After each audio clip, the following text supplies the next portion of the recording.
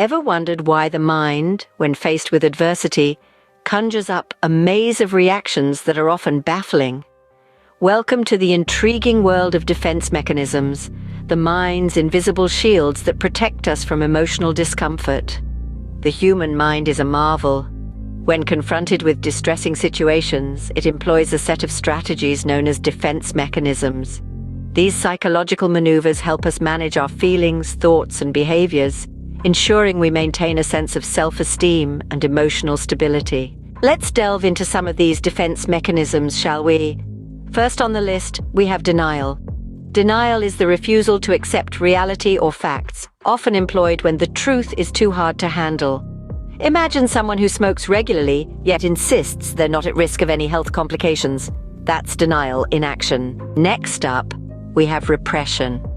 This mechanism buries distressing thoughts or memories deep into our subconscious, allowing us to function without constant emotional discomfort. Consider a person who experienced a traumatic event in childhood but has no recollection of it in their adult life. This is a typical example of repression. Then we have projection. This is when we attribute our own unacceptable feelings or thoughts to others.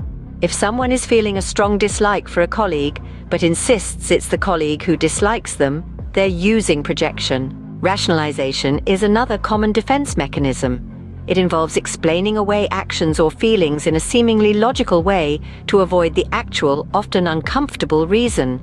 If a person fails to get a promotion and convinces themselves they didn't want it anyway because it would mean more work, they're using rationalization. Sublimation, meanwhile, transforms negative impulses into positive behavior. It's like a person with aggressive tendencies becoming a professional boxer. They've redirected their aggression into a socially acceptable outlet. Finally, there's displacement. This mechanism transfers feelings from the original source of distress to a less threatening person or object.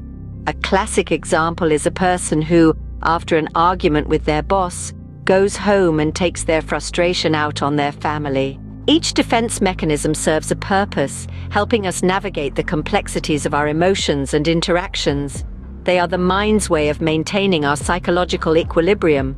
So to sum up, defense mechanisms are the mind's invisible shields. They help us manage our feelings, thoughts, and behaviors to maintain our self-esteem and emotional stability.